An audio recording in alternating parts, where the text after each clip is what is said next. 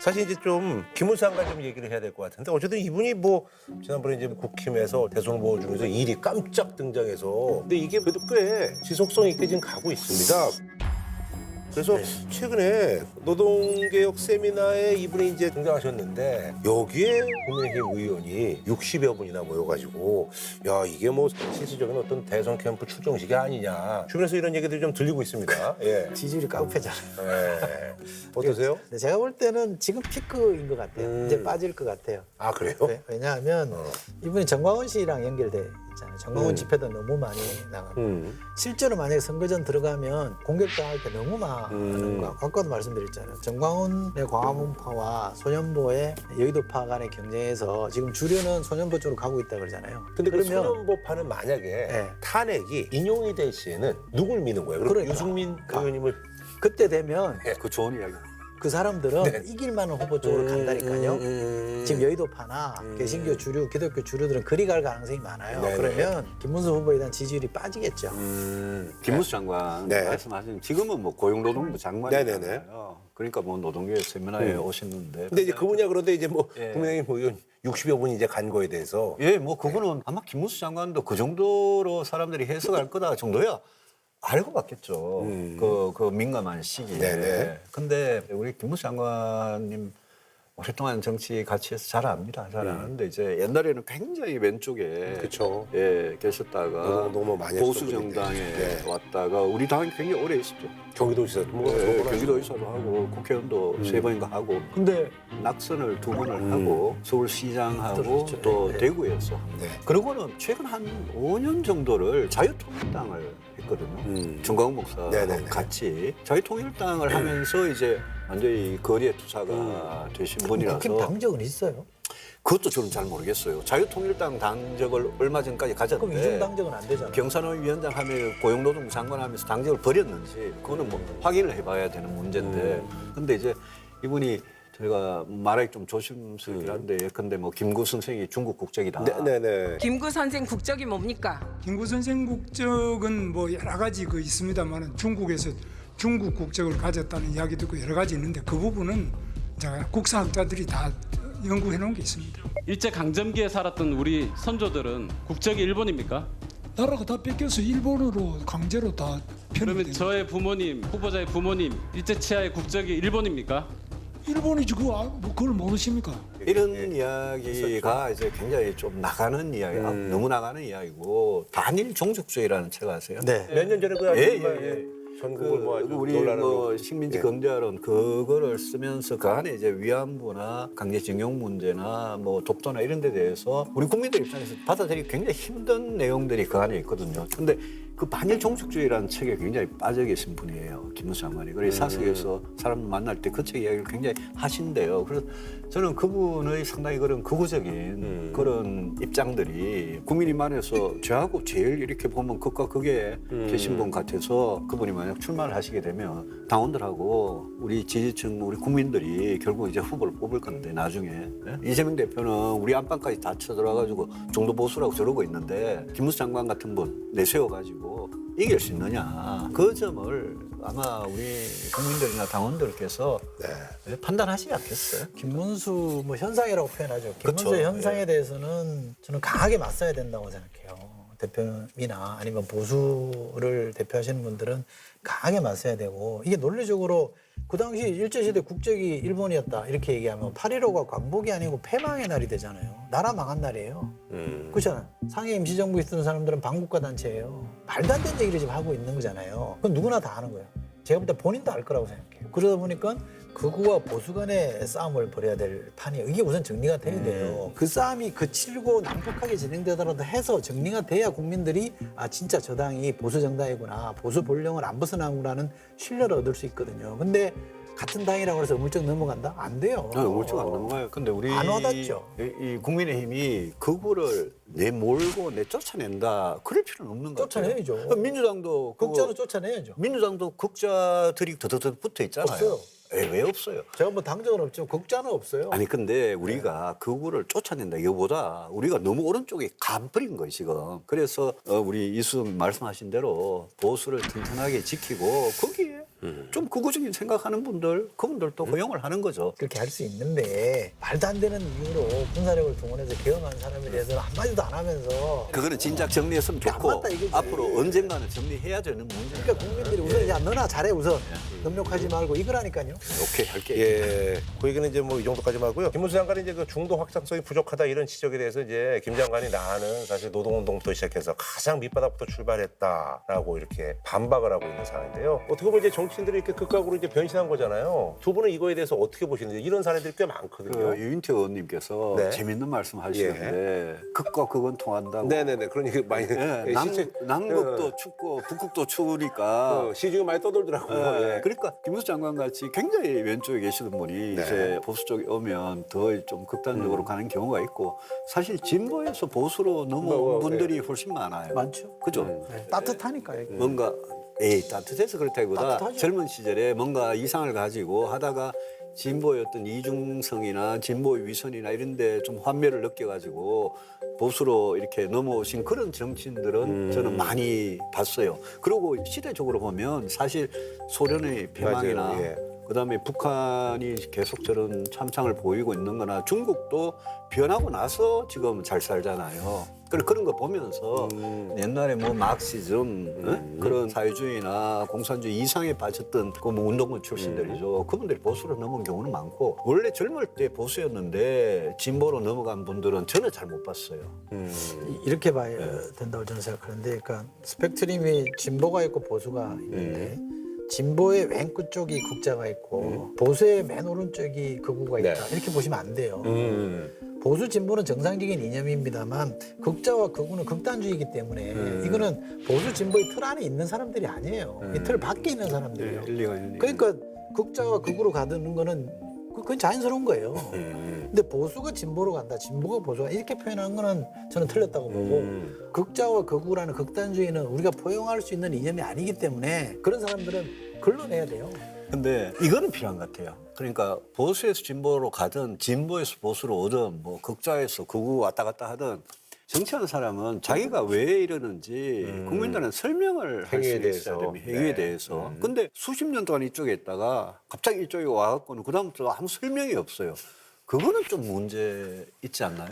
문제 많죠. 예. 네. 자, 그리고 이제 사실 장관님이라든지 홍준표 시장님이라든지 그런 분들 얘기는 안 하시고 한동훈 전 대표 얘기하는 거 보면 그래도 두 분이 이렇게 좀 시너지가 날 만한 구석이 있다고 생각하시는 거 아니에요? 그렇죠. 지금 이제 국힘에는 약간의 이중 전선이 있는데 하나는 탄핵 찬성과 탄핵 반대, 탄찬 탄반 노선이 하나 있고 하나는 명태균 씨 관련해서 연결돼 있는 사람이 연명, 아예 관계가 단절된 사람은 단명, 연명 연명, 단명과 단명. 찬반 찬탄 이 두 개의 전선이 걸렸잖아요.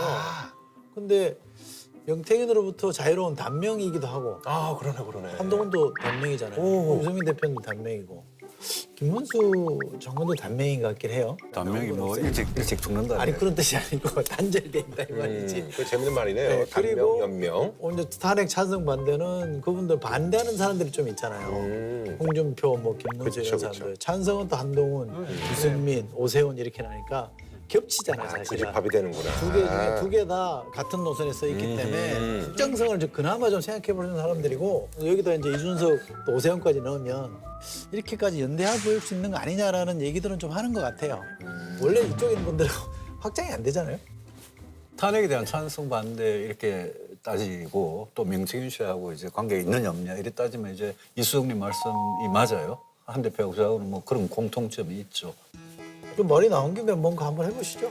뭐 언제든지 아마 뭐 가능성이 열려 있어요.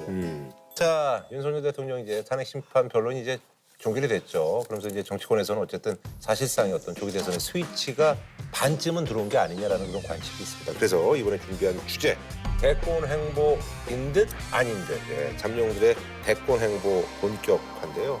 일단은 한동훈 전 대표 같은 경우는 이제 본인의 자서전을 통해서 이제 당내보다는 이제 오늘 아침 8시부터 한동훈 전 국민의힘 대표의 책을 사기 위해 시민들이 모였습니다. 오픈런의 구매 대기줄은 서점 밖까지 늘어섰습니다. 책을 사기 위해 새벽 5시 반부터 기다린 시민도 있습니다. 책을 사자 박수를 치며 환호했습니다.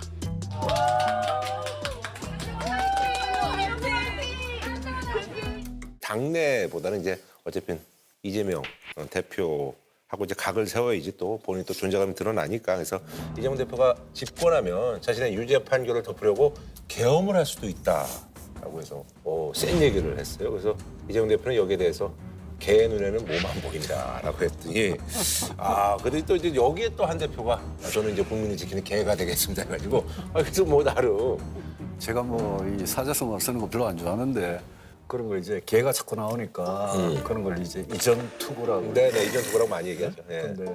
근데 한 대표가 이재명 대표를 계엄으로 걸어가지고 그렇게 디스하는 거는 제가 솔직히 이해가 안 됐어요. 왜냐하면 12월 3일 밤에 그 비상계엄 해제하는 날 한 대표가 이제 국회는 아닌데 이제 본회의장 들어갔잖아요.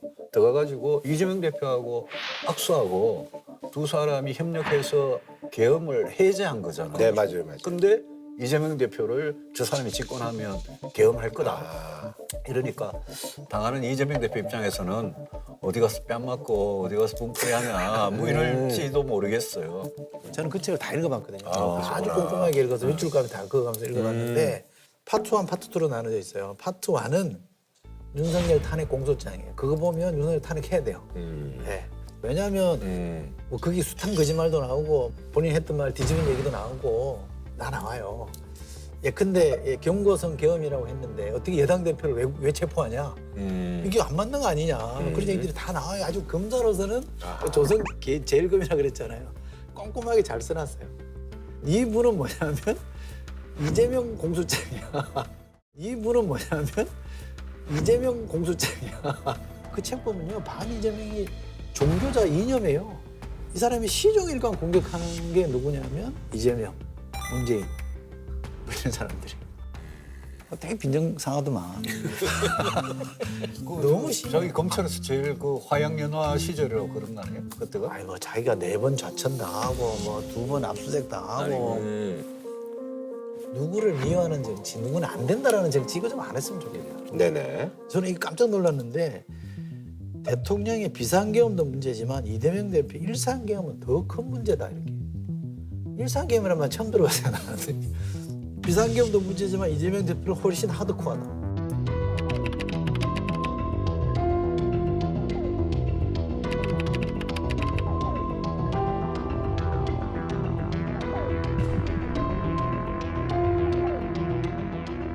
본인이 탄핵에 동의하면서도 그것이 결국 이재명 대통령 만드는 거 아니냐라는 부담 때문에 이재명 대표를 공격하는 건 이해하겠는데 일상계엄, 비상계엄을 하면서 이거를 동률로 놓고 동급으로 놓는 거는 앞뒤가 안 맞는 얘기잖아요. 이렇게 무리하게 하는지 난 이해를 못하겠어요.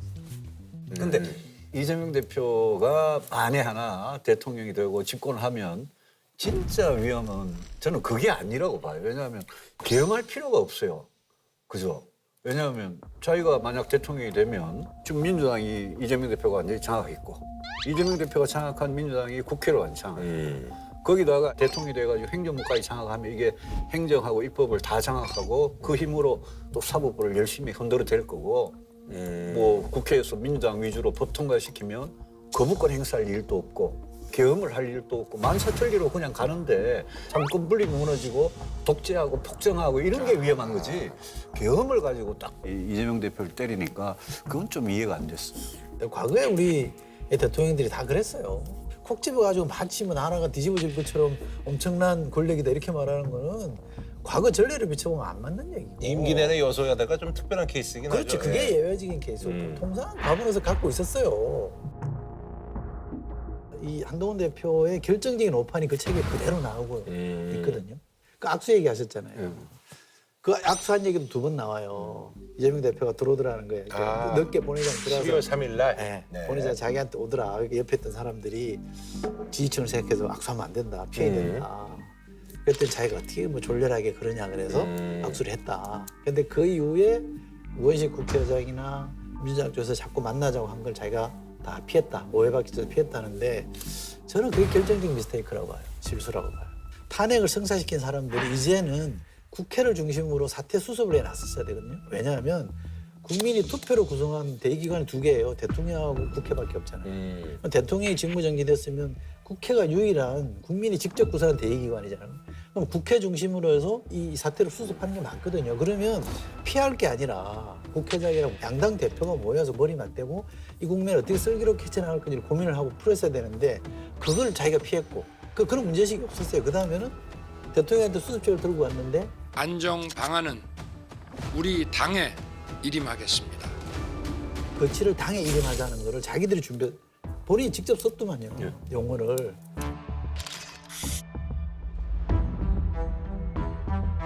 당에 일임한 건 진짜 그건 바보짓이거든요. 당은 그냥 임의기관이에요. 국민이 구성한 기관이 아니잖아요. 대통령의 거치를 국회에다가 해야죠. 국회의 의사에 따르겠다 해야죠. 박근혜 대통령도 그렇게 했거든요. 물론 국회 그걸 안 따랐지만 뭐 당내 이제 전반적인 얘기가 탄핵 결과가 나오기 전부터 이렇게 좀 자서전 출간하고 여기저기 활동하는 것 자체가 좀 섣불르다. 뭐 이런 비판의 목소리가 있는데요. 한동훈 전 국민의힘 대표가 당대표 사퇴 77일 만에 공개 활동을 다시 시작했습니다. 이재명 대표와 민주당이 했던 어떤 헌법을 무시하고 유린하는 폭거의 부분도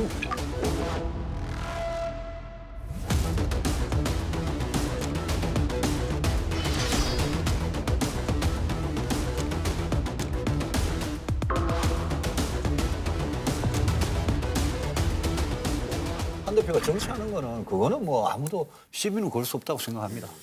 근데 이제 출판 그 날짜는 사퇴 이후에 아무 활동을 안 하던 한 대표가 나오는 타이밍으로는 그거는 좀 빨랐던 거 아니냐 싶어요. 왜냐하면 우리 당은 지금 우리가 배출한 대통령이 지금 탄핵 심판 결정을 이제 며칠 앞두고 카운트다운에 들어간 그런 입장이라서 조금 현재 결정이 나온 이후로 해도 됐었는 거 아니냐.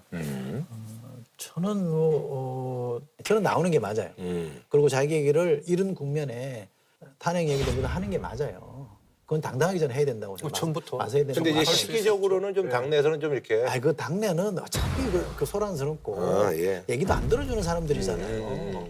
그러니까 한동훈 대표를 좀 잘 아는 사람이 물어보더라고 어떻게 하는 게 맞냐. 그 당시 책 나온다면 보도도 안 나오는데 이미 책은 났었다 그러더라고요.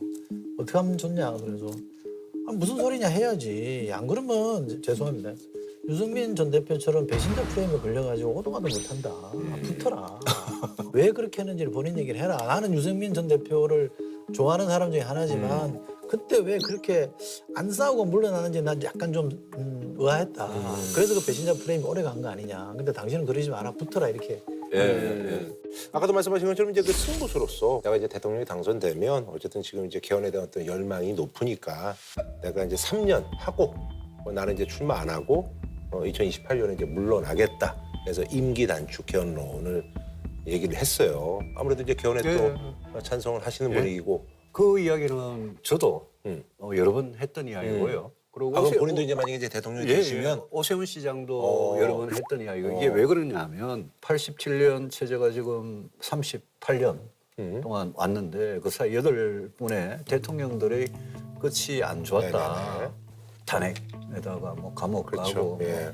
여러 명이 그리고 뭐 비극적 선택도 해서 그래서 불행한 우리 헌정의 역사 이것 때문에 87년 체제 이걸 고치자라는 거는 뭐 저뿐만이 아니라 민주당에서도 그런 주장하시는 분들이 많아요.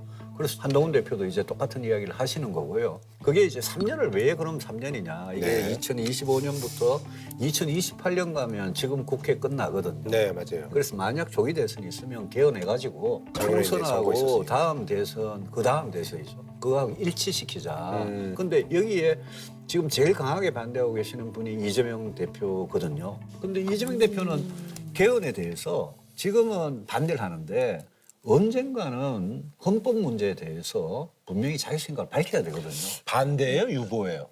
유보죠. 유보? 정확하게 말하면 제가 알기로는 유보죠. 그렇죠. 왜냐하면 지난 대선에서는 하겠다 하겠다 그랬으니까. 그랬죠. 예. 그러니까 지금은 이제 탄핵을 마무리하는데 내란을 극복하는 데 집중할 때다라는 거 저는 그 판단은 맞다고 봐요. 왜냐하면 대통령이 헌법을 안 지켜서 생긴 문제를 헌법을 지키게 만드는 게 중요하지 헌법을 바꾸자는 문제를 바로 넘어가면 안 되거든요. 그래서 저는 이재명 대표도 요 국민이 수습되고 선 국민 들어가면 공약을 난 나올 거라고 보고 그건 안 할 수 없을 상황일 거예요. 혼자만 안 하겠다 이럴 수는 없잖아요. 근데 이제 이재명 대표 입장에서 뭐 내가 지금 대통령에 제일 가까이 가 있는 사람인데 나보고 지금 3년만 하란 말이냐, 못 받겠다. 약간 이런 것도 있지 않나 이런 생각이 들어서 이재명 대표를 설득하는 카드로 좋다 그러면 3+4로 가자. 어차피 4년 중임제 개헌을 할 것 같으면 그렇게 만약 제안을 해서 이 대표가 오케이 하면 그러면 헌법 개정 가능성이 올라가거든요. 나머지 분들은 그냥 산만 하겠다는 얘기죠. 그렇죠. 오세훈 시장이고 저거 뭐 한 대표고 다 지금 그런 이야기를 했어요 이미. 뭔가 그래도 개헌의 대통령이 자기 임기를 2년을 단축해서 3년만 하는 걸로 해야 국민들께서도 개헌에 대해서 더 동의해 주지 않을까. 이게 내 자신이 권력을 4년 더 연장하려고 하는 게 아니다라는 이야기를 하는 거죠. 근데 저는 임기 단축 반대입니다. 다음 대통령 5년 하는 건 난 존중하는 게 맞다고 생각해요. 뭐 본인들이 3년 하겠다면 전 좋다고 보지만 대통령 3년에 뭘 할 수 있겠습니까? 앞뒤 빼고 나면 한 2년 할 건데 3년 정해져 있다면 랜드 1조 올 거 아닙니까? 그러니까 저는 할 수 있는 게 너무 제한적이라 현실적으로 저는 그게 맞나 싶은 생각이 있고 그래서 그건 그대로 하고 대신에 저는 개헌의 핵심 목표는 분권형이거든요. 대통령 권력, 이른바 제왕적인 권력을 어떻게 분산시킬 거냐 핵심이기 때문에 그게 핵심이라고 보시는 대통령 임기를 줄이고 안 줄이는 별로 안 중요해요 사실은. 그리고 주기를 맞추는 거는 약간 리스키한 측면도 있어요. 왜냐하면 대통령 되는 정당이 다수를 가져가거든요. 그럼 권한이 이게 세져요. 좋으니까. 그렇잖아요. 행정 권력과 입법 권력을 동시에 가질 가능성이 커요. 국민들 선택인데 국민들이 물론 그럴 경향 가능성이 그러냐면, 있는데 형님 왜 그러냐면 이번에도 보니까 좀 미국도 보니까 뭐 거의 그렇게 됐더라고요. 프랑스가 원래 이원 집정부제라고 하잖아요. 근데 주기를 맞춰버렸잖아요. 그러니까 대통령 되는 정당이 다수를 가져가 버려요. 그러니까 여기는 대통령제로 그냥 굳어져 버렸어요. 아하. 총리 권한이 힘이 없어져 버렸어요. 그러니까 이거는 대통령 권한을 줄이는 거랑 안 맞는 제도 개선이라고 저는 보고요. 그래서 분권형이라는 거에 목표를 맞추면 개헌 안 해도 대통령 권한을 줄이는 방법 얼마든지 있어요. 입법을 통해서 할 수 있는 게 얼마든지 있거든요. 그거부터 저는 하는 게 중요하다고요. 근데 헌법 안 고치고 그것도 그걸 할 수 있느냐. 그리고 더 중요한 거는 국회도 지금 민주당 같이 다수당 이렇게 하니까 맨날 탄핵하고 맨날 특검하고 이랬는데 국회가 권력을 행사하는 거 그거는 어떻게 우리가 좀 더 감시하고 견제하느냐. 견제할지 저는 않지. 대통령 국회 둘 다 권한을 더 감시 견제받도록 하는 그런 방향으로 개헌을 할 필요성은 저는 굉장히 절감을 해요.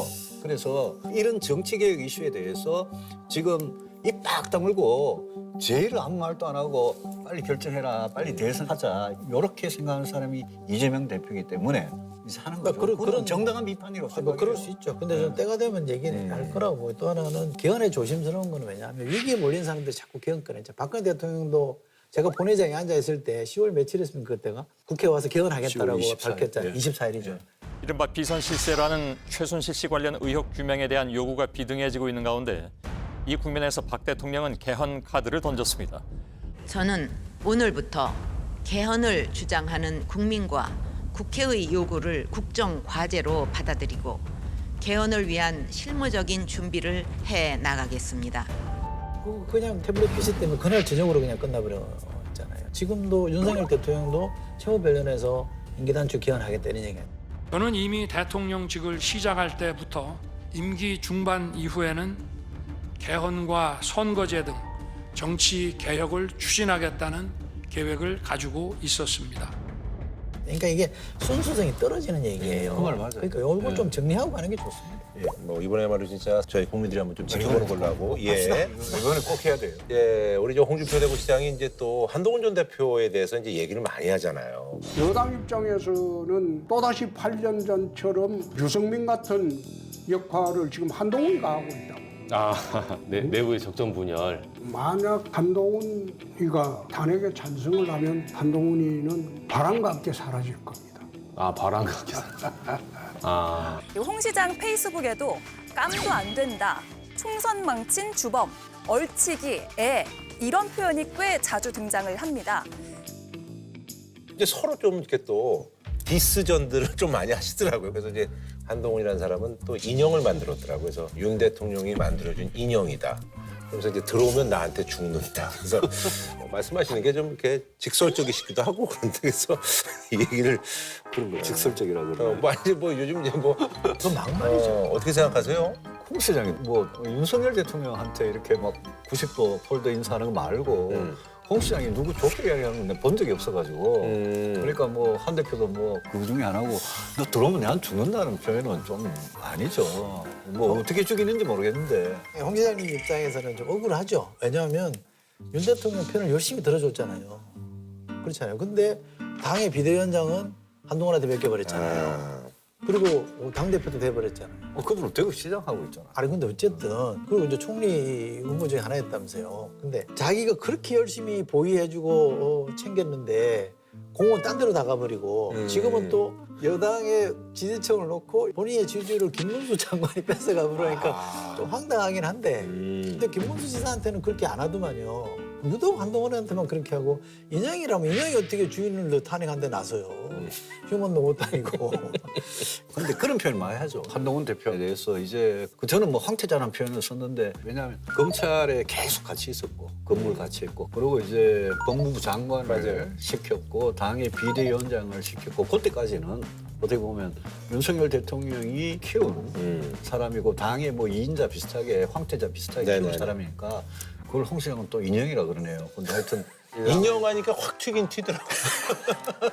표현력은 다양해요. 어쨌든 아까도 얘기했습니다만 또 김문수 장관은 또 어떻게 보면 이제 지지하는 분들도 갖고 그래서 사실 이분이야말로 진정한 라이벌이라고 생각할 수도 있는데 근데 이제 대구에 방문했을 때 홍준표 시장하고 이렇게 손을 잡은 모습이 이제 여러 번 포착이 돼서 그런 계산은 아닐까요? 홍준표 시장님은 조금 이제 최근의 상황이 좀 당혹스러울 거예요. 자꾸 주변에 밀려나는 느낌이잖아요. 아까 그 말씀하신 거 들어보니까 그러네요. 그렇죠. 그러니까 아마 홍 시장 입장에서는 김문수 장관은 끝까지 못 간다. 왜냐하면 확장력이 한계가 있기 때문에 그러면 여기랑은 잘 지내야 이게 자기한테 온다. 그 지가. 나중에 뭐 나를 좀 밀어달라는. 그렇지. 그 지지하던 사람 어차피 내 거였으니까. 그러니까 여기는 잘 지내서 내가 먹어야 될 사람인 거고 한동훈이나 유승민 이런 사람은 경쟁자고 실제로 붙어야 될 경쟁자니까 그건 좋은 소리 안 나가는 거고 제가 주목하는 건 이제 개신교 주류 쪽 이른바 개신교의 보수 교단 쪽에서 어떻게 보느냐의 문제인데 여의도에서 열린 탄핵 반대 집회에는 국민의힘 의원 36명이 참석했고 일부 의원들은 광화문 집회에도 나왔습니다.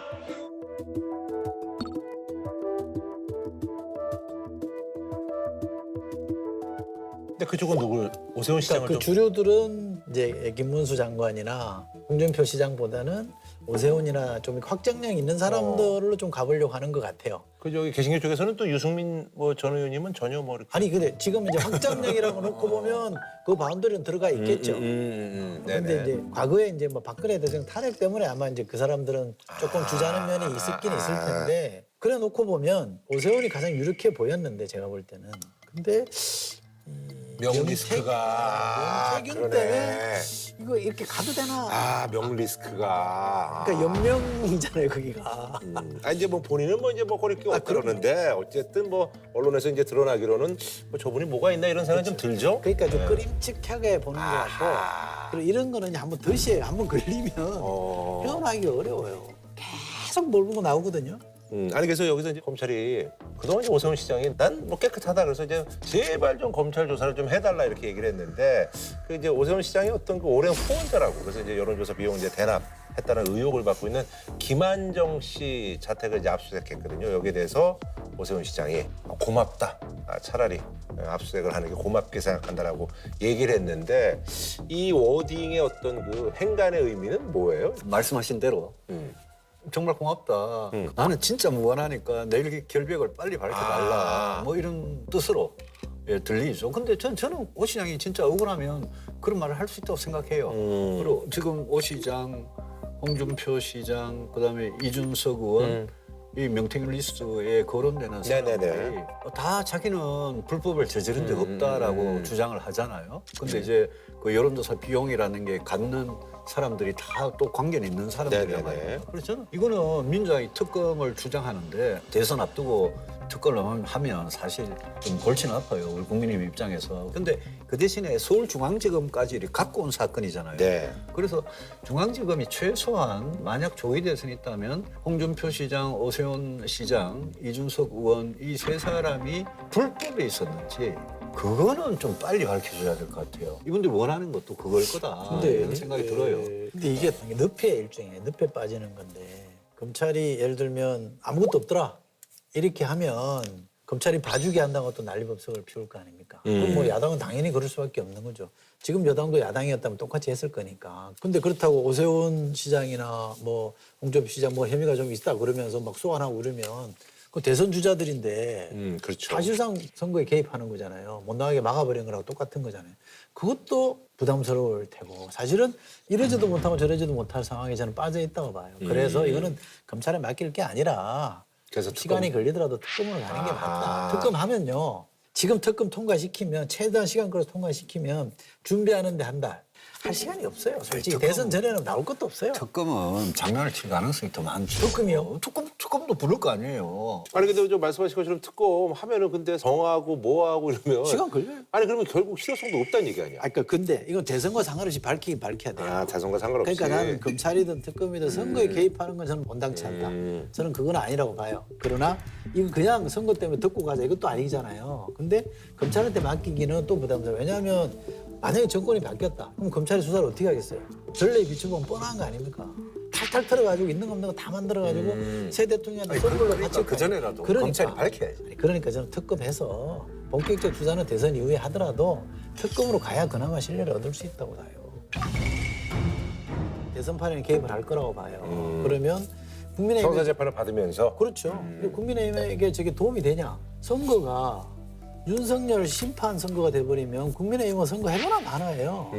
제가 볼 때 국민의힘이 낼 수 있는 가장 최강의 카드는 유승민 후보라고 봅니다만 이게 윤석열 심판 선거가 되면 유승민 아니라 죄송합니다. 하래비가 나와도 안 돼요. 지금은 근데 국민의힘은 이재명에 대한 찬반 선거로 가고 싶은데 윤석열 심판 선거로 가면 하나만 하는 거 아닙니까? 아니, 근데 이게 뭐 되겠어요? 안 돼요. 뭐 지적하신 것 중에 최강욱 후보가 능다라는 지적은 100% 맞는 말씀이고 이제 근데 탄핵 심판이 만약 인용이 됐다. 그래 파면이 됐다. 근데 윤석열 대통령이 구속에서 풀려서 집회 와가지고 마이크를 잡고 막 누구를 지지하거나 선동을 하거나 그렇게 될 경우에 국민의힘이 대선에서 아주 뭐 망하는 거는 저는 동의해요. 근데 그러면 우리 말려야죠. 당 차원에서 이제 안 말릴 말리실 것이다. 분도 있잖아요. 제발 참으시라고 그 말해야죠. 흔히 할 기회를 놓쳐버리는 거예요. 그 상황에 가보면 윤석열 전 대통령의 생존 투쟁에 국민의힘은 볼모로 잡히는 거예요. 그리고 거기에 편드는 사람이 있잖아요. 예컨대 김문수 장관 같은 분들은 적극적으로 옹호할 거고 홍준표 시장도 마찬가지일 거잖아요. 그 늪에 빠져 있는단 말이에요. 그러면 거기 바깥에 나와 있는 사람들 유승민 후보나 예를 들면 한동훈 후보나 안철수 후보나 이런 분들은 그거 그만하라라고 내부 싸움 하다가 막상 민주당 후보하고 싸우는 거는 뒷전이 될 거예요.